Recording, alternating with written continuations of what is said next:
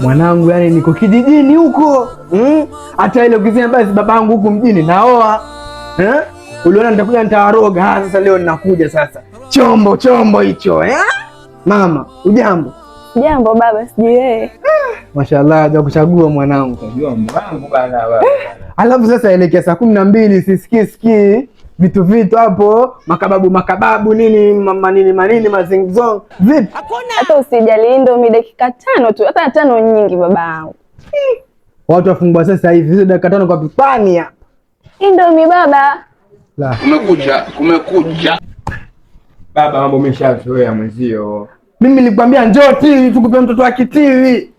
Njoo nyumbani kule. Sasa nikuelezee. Mimi nilidanganywa sura, naona mtoto mzuri, wenyewe tunaita pisikali kweli. Juzi baba usiku chekesha, juzi nilipikia mashaka baba.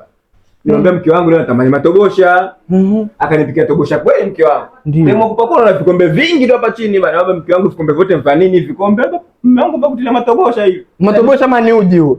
Sema wewe. Yaani ndio kwa Jumaa kule mashaka napika samaki, ubavu huu umeungua, ubavu huu sijui na nini, naambia sijui mchuzi wa nazi sijui nini, nazi nzima. Mashaka gani haya? Njooni kule Digo muozeshe. Basi hiyo ni afadhali hiyo. Juzi kati tena kama nipike ule uji wa dawa. Sio ule uji kule kwetu chivi. Mke huyu alindilia piritonizi. 10 nilikula nikalala hata kule nilipita.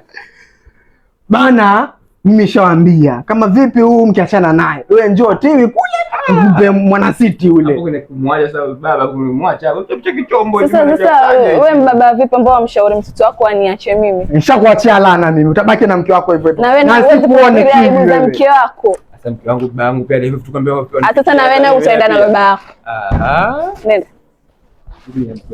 Na baba yako. Sasa mbona unajua naye? Baba yako siacha kuambia? Baba yako siacha kuondoka akatafuta mke mwingine. Naenda zangu. Ukasirika. Mwanzo mimi kwetu ulikuwa sipiki. Kwa hiyo tafuta screen guys, share live. Wale kuja mashaka kwa nyumbani. Watu wengine nuksi kweli ya.